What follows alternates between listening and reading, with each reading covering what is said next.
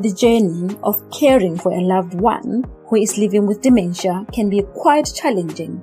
The aim of this podcast is to make caregiving less daunting and more fulfilling. On this platform, we share knowledge, understanding, and experiences.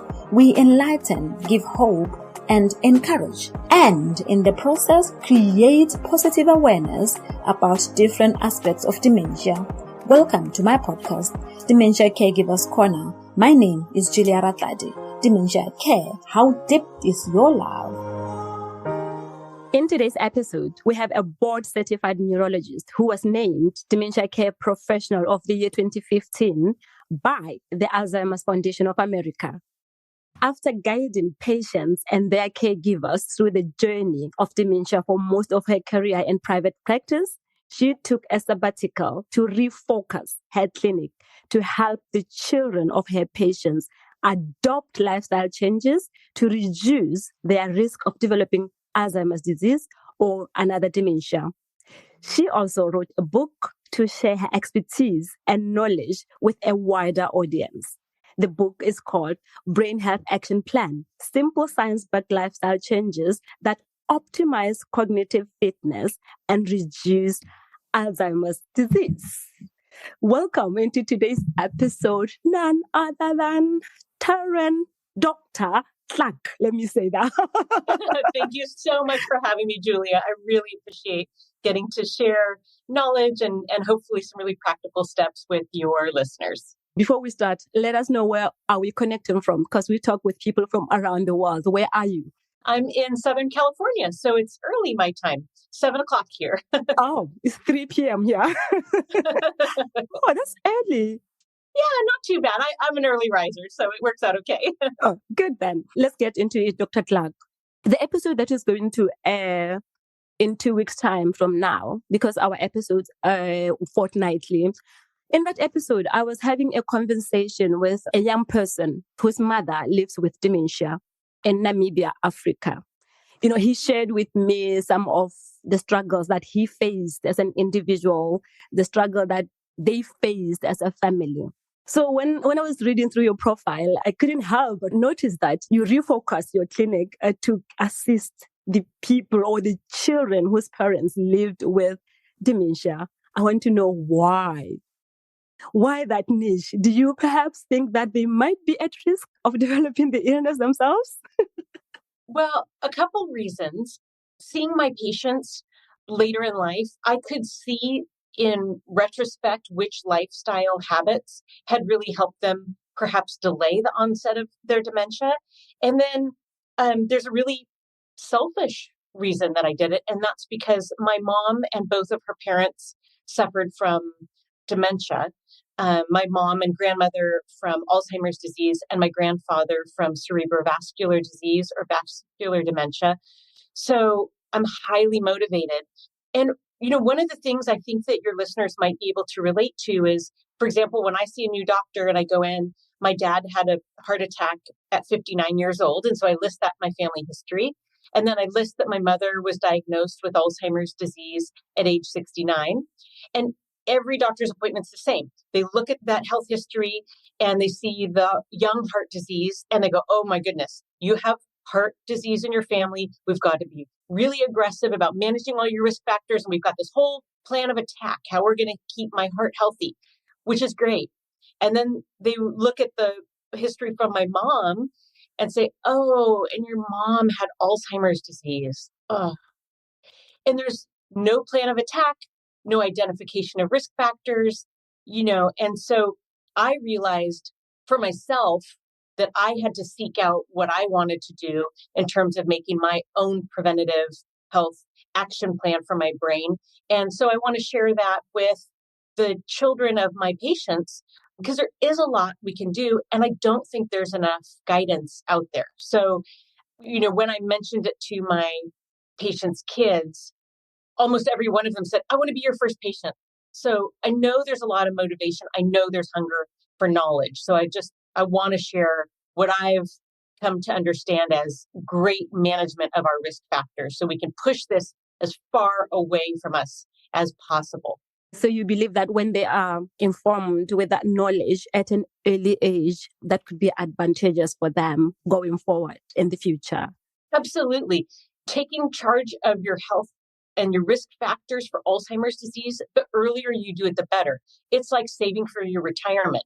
If you can start doing that when you're 30 or 40, you're going to get tremendous benefits later. If you start at 50 or 60, the changes are way more dramatic. Or in that analogy, you have to save way more money to see the benefits in retirement. And it's exactly the same with brain health. So there's just never too early of a time, and there actually isn't too late. Always something can be done. Yeah, I'm thinking right now, I'm thinking of taking the information to primary school going students, pupils, because if now we start from there, the grassroots, we will definitely go far. We will push it as far away as possible from us. Yes, I think there are definitely some dietary and environmental risk factors that, it would be great if we could address them in childhood. Good. All right. I normally start by asking what dementia is. I'm come from Botswana, it's in Africa. And yes, I'm here in the UK. But I didn't know anything about dementia, didn't know anything about Alzheimer's up until 4 years ago. And the aim of this podcast really is to create awareness about dementia to everyone, really, to people who have limited information about dementia, to people with no information at all. Why? Because I've come across cases of people, they only get to know about dementia when it's in the family. Otherwise, they have no idea of what it is. So I'm going to ask you to describe what dementia is in layman's terms. And that's to give us maybe 2 or 3 examples of common dementias and how they manifest in the people that they may be living with dementia. I love the opportunity to explain it because I feel like so many times in the lay press, in newspapers, on TV, the terms dementia and Alzheimer's disease are used interchangeably, and they're really not the same thing. And so it does lead to a lot of confusion. And you're right, if somebody hasn't lived through this and gone to doctor's visits and really learned what these different terms mean, it can be so confusing. So dementia is really a description of a symptom, and that symptom is not being able to do things you previously could do. For example, pay bills, drive a car, choose your clothing appropriate to, the weather and the occasion. And so it's really a description of how somebody's brain is working and the things they can do. And so it's a symptom of an underlying problem. A way to think about the difference between dementia and Alzheimer's disease is think of dementia like a fever. It's a symptom that something is going on, and that's how it's manifesting in your body. And so then the question is, if you went to the doctor with a fever, you'd be wondering what's causing the fever. And similarly, if you left the doctor's office and the diagnosis was you have a fever, you'd probably be pretty dissatisfied because you want to know what the problem is so you can address it and understand what it's going to turn into and look like in the future. So similarly, when somebody has a change in their thinking that causes them to not be able to do the things they previously were able to do, we would describe that as functioning at a level of dementia. And then the question would be, what disease is causing them to function at that level? So it could be Alzheimer's disease. It could be something like small strokes building up in the brain. We call that vascular disease. It could be something other than that, like Parkinson's disease or Lewy body disease. And your caregivers who are dealing with this up close and personal may already know how those look differently in terms of the dementia symptoms they produce. People with Lewy body disease tend to have more visual problems. And so they might see a shadow in the corner and think there's a small animal there or a mouse or something like that. They have a lot of visual interpretation issues. Somebody with Alzheimer's disease typically starts out with pure forgetfulness very quickly. In 5 minutes to 30 minutes, they can forget conversations. They may have language problems. And then people with vascular dementia sometimes have more judgment issues early on in the course of their dementia. So, and those things all have different treatments and ramifications for what day-to-day life looks like at home. So it's really important to identify what disease is causing them to function at that level so caregivers can understand how to work with them, how to change the environment at home to make it more conducive to them thriving and being able to stay home as long as possible. Thank you. I did take care of someone who was living with vascular dementia. Mostly she would be emotional most of the time. Yes. Crying a lot. I don't know whether you have any idea of how people should assist that person who is living with dementia, who are emotional. Do you have like strategies that we can use to assist them? Yeah, I think one of the communication strategies that I talk to patients, families, and caregivers about, especially if there are emotional and judgment issues, I kind of frame it as, I'm sure you talk a lot about distracting into other things and, not confronting them and trying to convince them.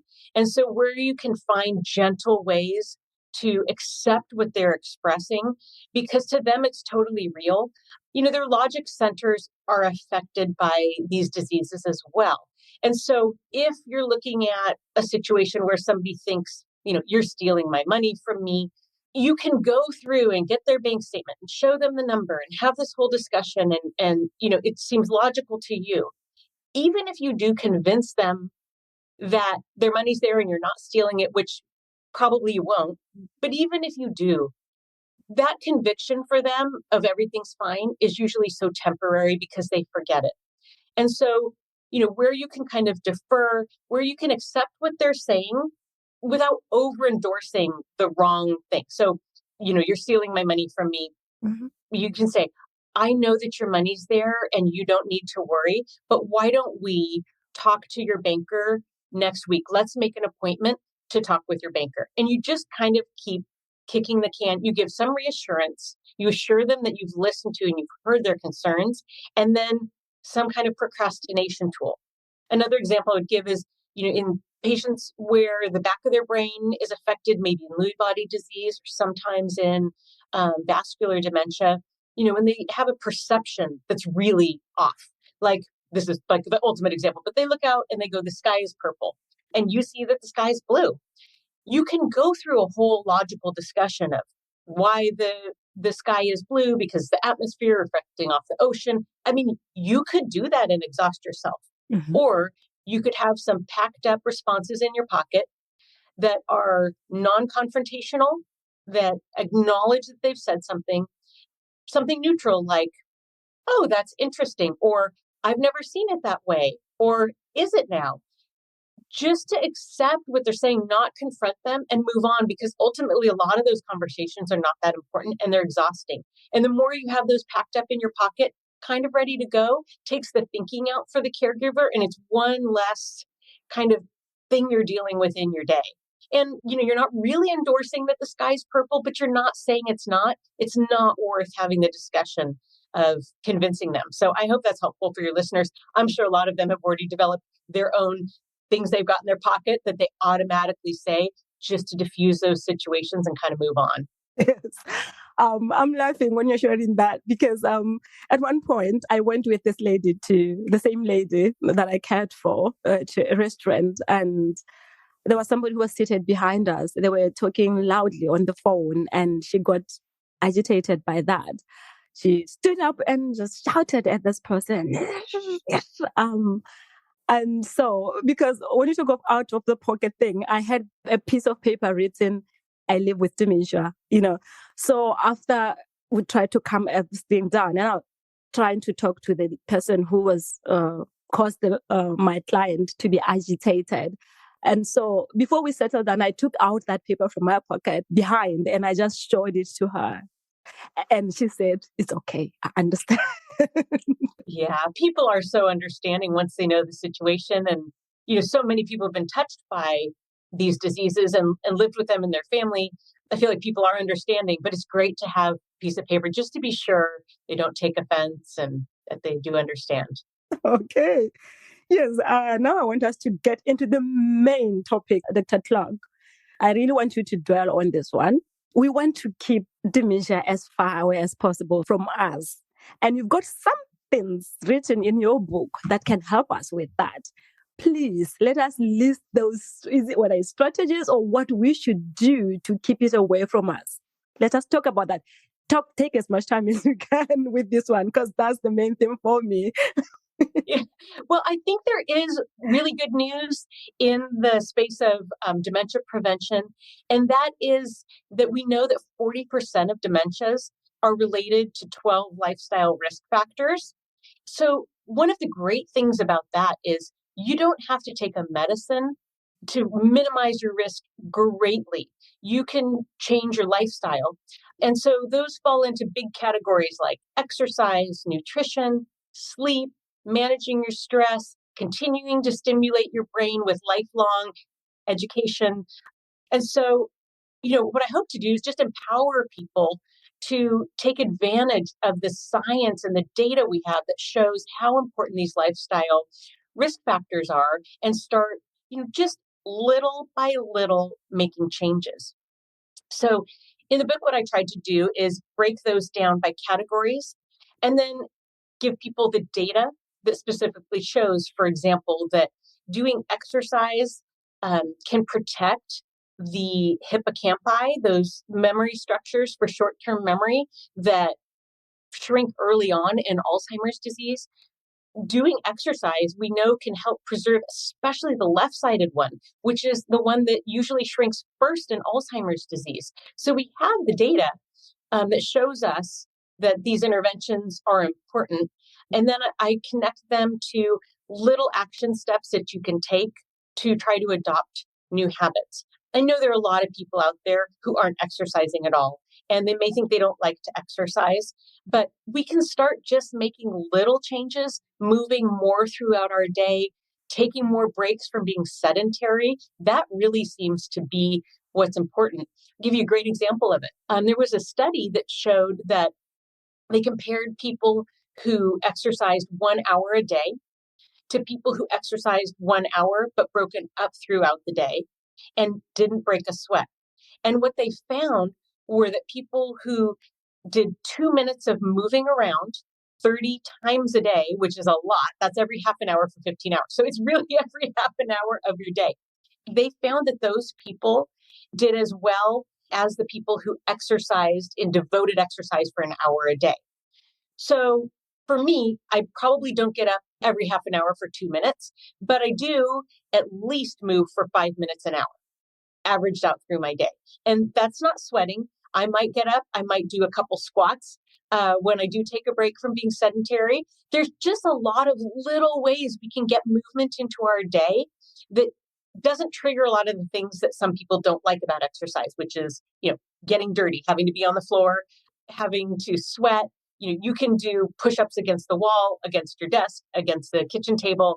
There are a lot of ways to capture the benefits of exercise without all the negatives that are holding people apart from. And I think people get intimidated when they think about exercise. They think they have to go CrossFit. They think they have to go do some crazy thing. It's just little movements. It's walking. It's a little bit of movement exercise. And another thing, I think, the more we understand some of the reasons that these lifestyle factors help us prevent dementia, a direct connection between the muscles and the brain, for example, has been discovered. That's something called myokines.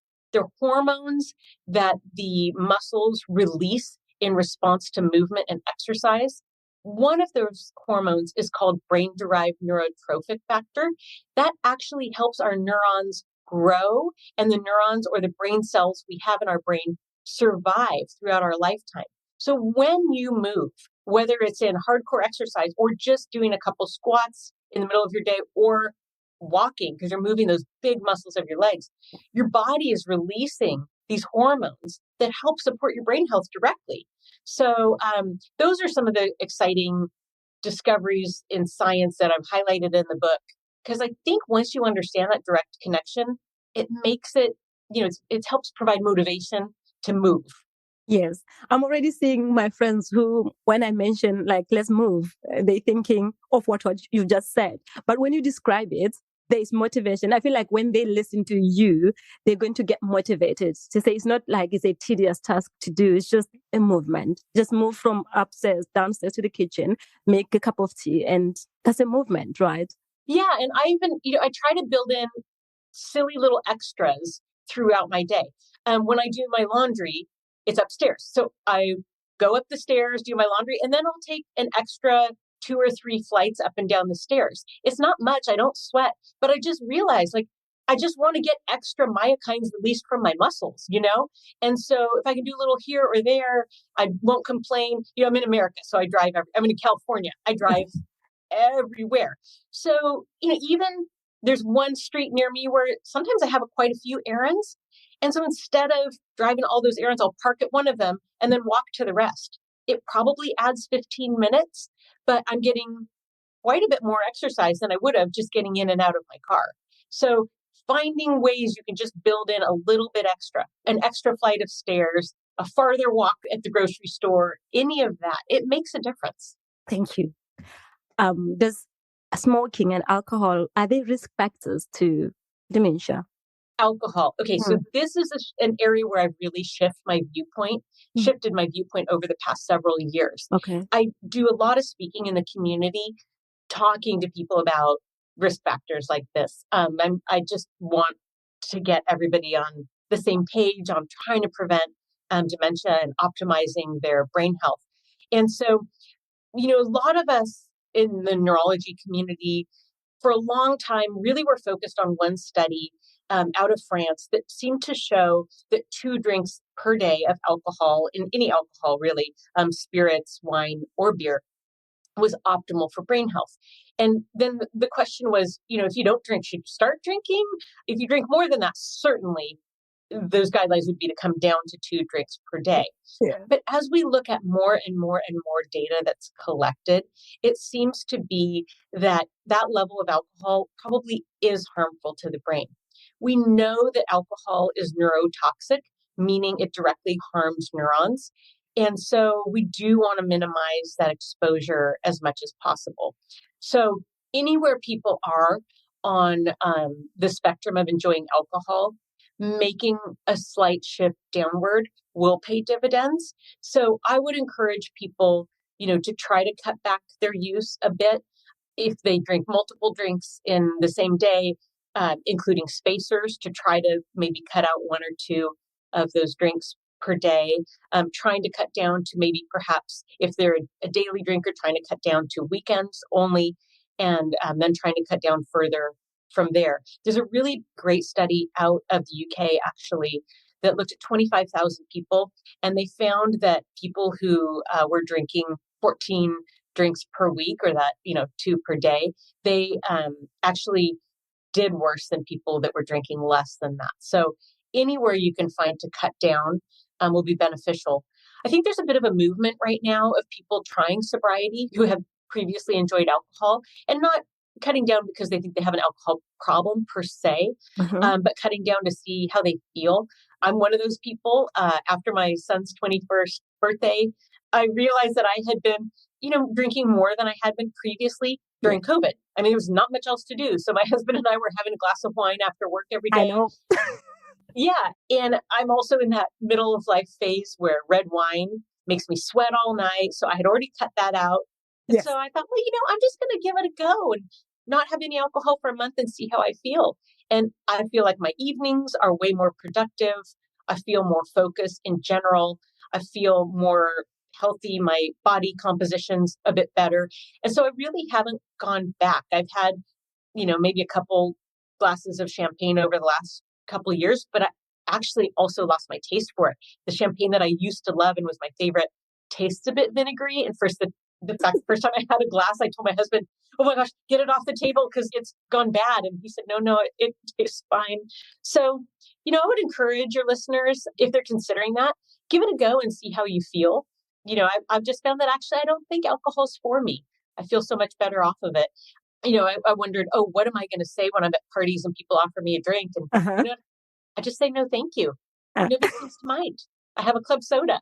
And also the other thing is I talk about time restricted eating in the book so that we can maintain our sensitivity to insulin and keep our sugar low at a healthy low level. Yeah. And that's one of the other things that's really helped me keep my eating window and my fasting window tighter, because that, the alcohol calories late in the evening wasn't really benefiting me in any way. So I wouldn't say 100% you have to abstain, But I would say if you think you can cut down, give that a try.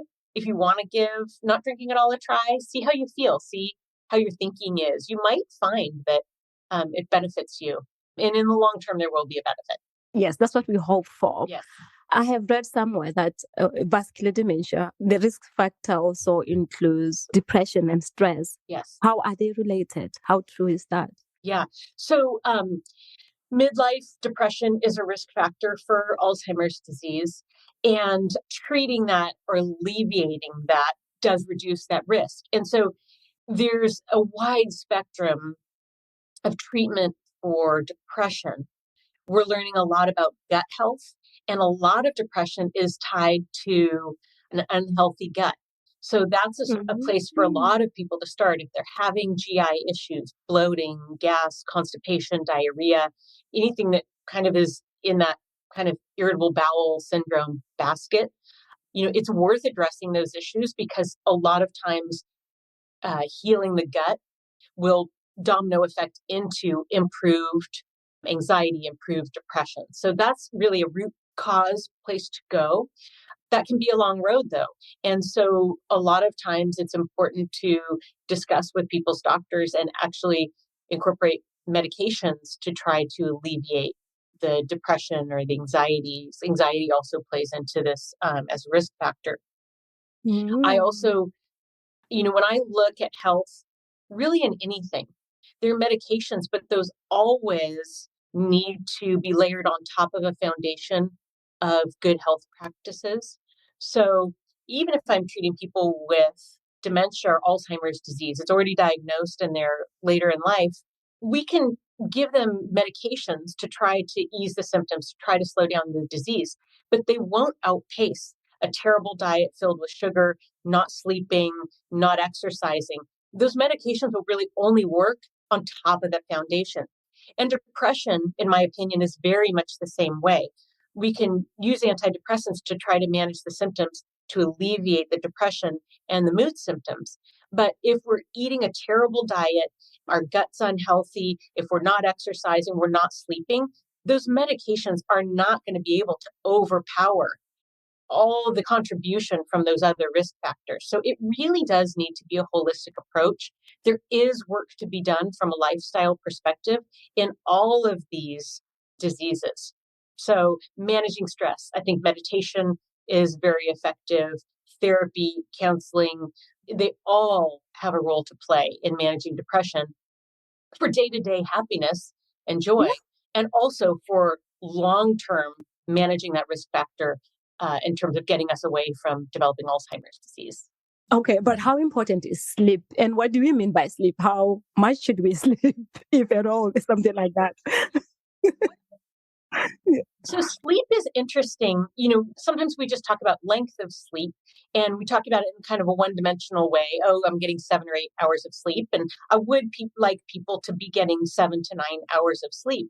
But in addition to that, we need to be getting the right stages and depth of sleep. And so when we think about sleep, instead of just thinking of this one-dimensional length, we need to think of it as a two-dimensional structure. So we want length, but we also want depth. And so we have different phases of sleep. We have deep sleep, which I'm sure your listeners have heard about, and then also REM sleep, rapid eye movement, when we dream. So we need to be getting adequate amount of both of those. Both of those are involved in helping us consolidate memory. So they're really important for helping consolidate the things that we learned the day before. And then deep sleep has this other interesting mechanism where the brain actually shrinks a bit. It gets a little bit dehydrated while we're sleeping. And so the water areas that fill the brain expand. And that allows the toxins to diffuse out of the brain and get bathed in more clean water, or cerebrospinal fluid is actually what it's called, but it looks pretty much like water. It's pretty clear. Yeah. And so there's this detoxifying that goes on in the brain during deep sleep. And part of what's detoxified or removed from the brain is amyloid that was deposited in the previous day. And for your listeners, some may be familiar with amyloid is one of the toxins one of the abnormal proteins that we see deposited in the brain of Alzheimer's patients. So we want to get that deep cleaning every day when we sleep. And one of the things I think that's reassuring to your listeners, for those of you out there who are like me and wake up at 2 to 3 in the morning and worry about everything in the world, including, if I don't have something local to me to worry about, I'll find something to worry about. I'll be thinking about nuclear war or something, that I clearly can't solve myself at 3 in the morning, but my brain goes there. One of the things that was reassuring to me is I started wearing one of the health tracking rings. I was wearing an Aura ring. Don't have it on now, but I usually wear it. And what was interesting, I had a lot of anxiety about not getting enough sleep and not getting enough restorative sleep because, of course, I'm really aware of how important it is for my brain health. Once I started tracking my sleep, I saw an interesting thing. Because we do most of our deep sleeping early in the night, I actually was getting adequate amounts of deep sleep. I was getting over an hour of deep sleep a night, and that's enough to get the benefit of the brain cleaning of deep sleep. So I actually was reassured. And then I saw I actually also getting enough REM sleep, which is what tends to happen more between 1 in the morning and waking up. And so wearing that ring, instead of making me worry that I wasn't getting enough sleep and seeing how, inadequate my sleep was, it actually reassured me. So, it changed the profile of my worry at 2 in the morning. When I wake up at 2 in the morning, I think through things. I appreciate it as kind of quiet, clear thought. I sometimes do have some problem solving that's very effective, but it's taken the anxiety away from that. Looking at the clock, thinking I'm not getting sleep, it's taken away a lot of that. So I just want to give that reassurance to your listeners that if they're sleeping 7 to 9 hours and they're in that middle phase of life where we start breaking apart our sleep and they have that weird pattern of waking up at 2, transform the way you look at that. Do some purposeful thinking, maybe meditate to get back to sleep, maybe spend some time in prayer. If you have a faith life, it doesn't have to be a miserable period of time. So that's my new wisdom about sleep that I've learned in my mid 50s. Yes. You're thinking about sleep because last night I was worried, like, I have to sleep on time because I have the new episode was released today. And I'm like, I need to get enough sleep because I have to now wake up and send out whatever that I need to send to let people know that the new episode has been released. And I've got an appointment, an interview, a conversation with Dr. Clarke. But yeah, I am not falling asleep and getting worried. So you are assuring me that no, do not worry, you've gotten it somewhere else along the way. It's just that I didn't measure it like you are wearing your ring and you are able to measure. Yes. That's what you are saying. Yes. And if you do find that you're not getting adequate sleep, there are a lot of things we can do naturally and with sleep hygiene to promote and curate a better night of sleep. So I talk about that a lot in the book too. There's an action plan of how to incorporate all those little tweaks to get a healthier night of sleep. Good. But tell me, Dr. Clarke, people who are living with different types of dementia, is their sleep affected differently? Let me say, for example, somebody who is living with vascular dementia and somebody with Alzheimer's, do their sleep patterns differ or it doesn't matter? Like this lady that I was caring for with vascular dementia, she didn't sleep at all. Like she would sleep just a little and she gets up and like, let's go out.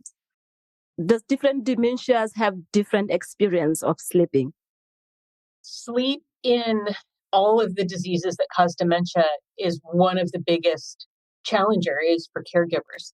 So all dementia patients are different and they vary even within the same disease. Some Alzheimer's patients may start to break apart their sleep. Others may be sleeping like a baby. Some Alzheimer's patients will have hypersomnia and they'll start sleeping 10, 11, 12 hours per day, which I think, as far as being a caregiver, is really a blessing because the patients, the family members, the ones in our care who are not sleeping at night, it's such a challenge. And there really isn't necessarily a good way to help them get back to sleep easily. So in the patients who do break apart their sleep cycles, we all have sleep cycles and they're about an hour and a half long. for the most part. And so what happens with a lot of these patients is they'll go through a sleep cycle, and then we do naturally wake up between those, but most of the time we don't record that we're awake. And so we just go right back to sleep. Especially when we're children, we don't record it at all. Kids don't realize that they do wake up. Mm-hmm. But for these patients, they have that wakefulness, but they fully grasp it and they come to be fully awake. And now they're a bit rested because they've been through a sleep cycle, but not fully rested. So they're a bit crankier and more agitated, but they don't feel sleepy. And it really can be difficult to get them back to sleep. They may want to organize things. I've seen a lot of people at this stage, in the middle of the night, they want to go to the bathroom. They're organizing all their bathroom drawers. They really are active and they want to do something. And so that is one of the biggest factors for people being institutionalized and moving into a memory community, because it can be impossible for a caregiver, especially a family caregiver, who's managing their loved one all day long and really needs the rest and they need to sleep. And now they're doing the hardest work and they're not getting any rest. And the caregiver stress becomes overwhelming. And so that is often a breaking point for people. I visited a memory community and it was really inspiring. And it was one of the best ways I've seen of dealing with folks who get up and they're really active at night when they're breaking apart their sleep cycles. And it was a 2-story memory community. And so all of the folks that had that broken up sleep pattern, instead of trying to fight it and give them medicines and give them enough medicine to try to sleep through the night, which really, then they can wake up in the middle of the night and they're almost like drunk because they still have all these medicines on board and it's not keeping them asleep. Or they wake up in the morning and they're like have a hungover kind of medication drunkenness that can increase their risk of falls. It's really dicey to try to manage this with medications. What that memory community did, I thought was really clever. The difference about a memory community is they've got daytime caregivers, they've got nighttime caregivers. So unlike a family member caregiver who's exhausted at night, nighttime caregivers have just come on shift and this is their job to be awake. And so they had all the night owl memory residents on the second floor.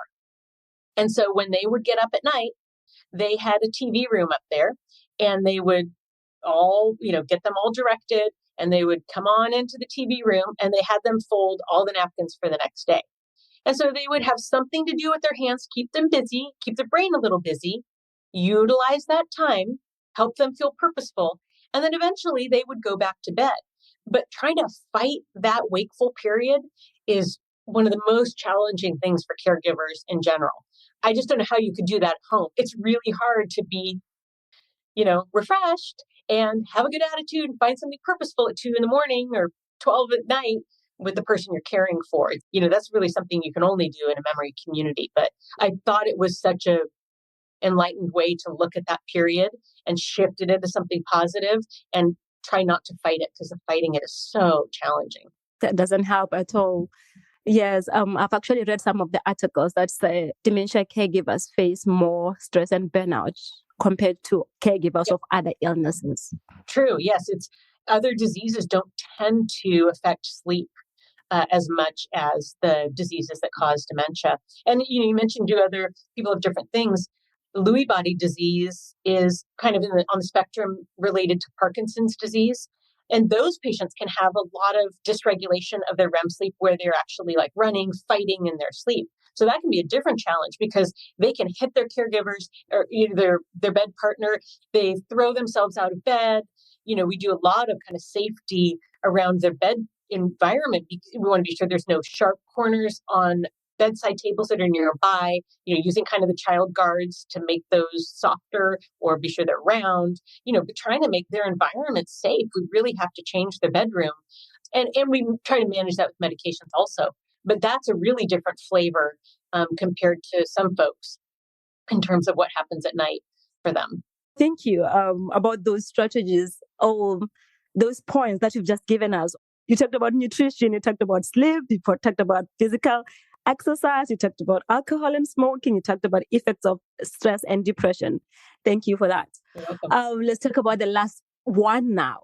I want us to talk about your book.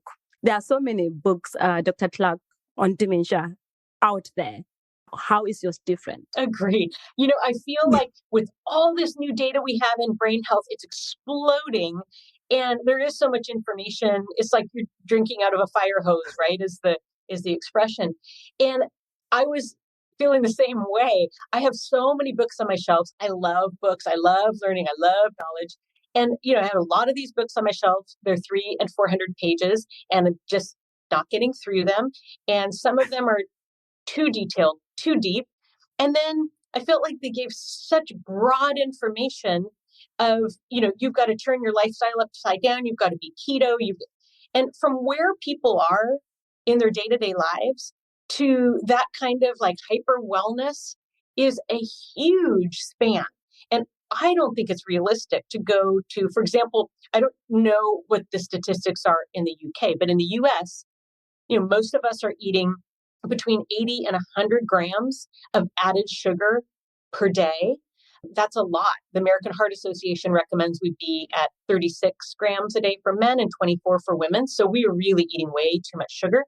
But to go from where we are to that level is, you just can't go from A to B directly.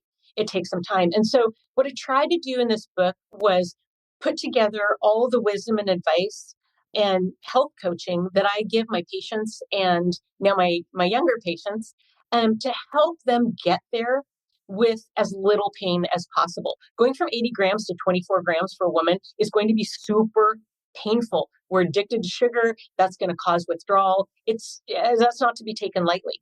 But the difference with this book is I explain the science behind how this is harming our brain. Then we talk about how we can alleviate that challenge, how we can rid that risk factor. And then the back of each chapter is an action plan with lots of tiny steps to start adopting these habits with less pain than you might expect. So, for example, one of the things your listeners might relate to is fancy coffee drinks that have a lot of sugar. And here, what my local coffee house, I looked at their nutrition panel, and like a white mocha has as much added sugar as like a little McDonald's hot fudge sundae. And so if we can clear those out, but really ask ourselves, like, what is it you enjoy about that? If you enjoy the coffee flavor, you enjoy the milk, you enjoy the sweetness of the chocolate, you could sit and have a latte with like a milk alternative that's not as full of sugar, like an almond milk or a higher fat milk in there, and then have a square of chocolate, and you'd enjoy that. But looking at some of these areas where we can cut out sugar, wheat bread is another example. There's a lot of wheat bread that has 4 or 5 grams of added sugar per slice, where sourdough has none. So there's some simple switches that we can make that will alleviate some big areas of sugar and some small areas of sugar, but it can just slowly start bringing that down. So that's the difference. A little bit of science and then some motivation on what we can do to change it, and then the actual steps of how to do that. And I would say to your listeners, we talked about alcohol. For a lot of people, that's going to be a non-starter. You don't have to adopt the whole action plan, but you need to start somewhere. And so maybe they read the book and adopt habits in 2 of the areas. And then maybe they come back to another chapter. And little by little incorporating this will really pay great dividends in brain health farther down the road. That's lovely. And this book is for who? For the young people whose parents live with, or it's just for everyone? It's for everyone. I mean, I think the people who will be the most motivated to utilize it are caregivers and the kids of people who have Alzheimer's disease or another dementia in their family. I think we're pretty motivated and we're looking for guidance. But of course, there are people who develop dementia and nobody else in their family ever had it. So I think it's for everybody. And the great news is that the things that are healthy for the brain are also healthy for the heart.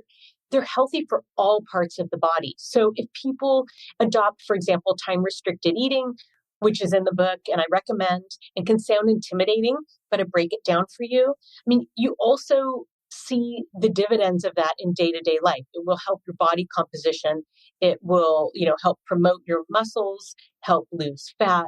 So part of the esoteric thing is we're doing all these habits for, hope that it changes our brain and we see those changes in 30, 40 years. But like a retirement account, you can log in every day and just see how much you have saved and how it's growing, and that's encouraging, and then you save more. For brain health, Yes. we might think we don't have that same ability to check in with our progress every day, but you do.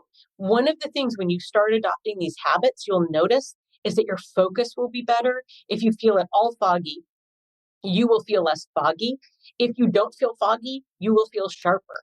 So you will see day to day dividends. You'll also see an improvement in the health of your body, in the way your body feels, and the way you move. So you can gauge that, even though we can't look inside our brain at this time and say, okay, here's the exact result of what I'm doing day That to is day. happening. You will get a sense that what you're doing has you on the right track. So that's how you can check in with your progress. Great. And everything that you've just talked about is in your book, right? Absolutely. I will guide you through it step by step. It will meet you where you are. If you're already doing some exercise, it will meet you there and help you just kind of optimize it, buff it out. A lot of your readers, if they're already on the spectrum of, wellness, they may find whole chapters that they're already buffed out on. They don't even need to address. And that's great.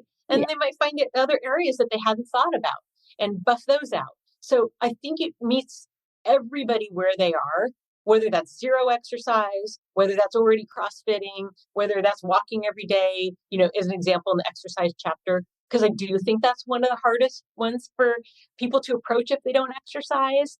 But I think you can move, and I think you can find some movement that fits in your day, that fits in your lifestyle, and will benefit your brain health. How do we get hold of your book?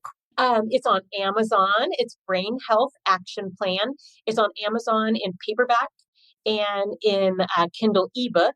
If you're Kindle Unlimited, it's included free, and it will be for at least the next 90 days. So snap it up now while it's included.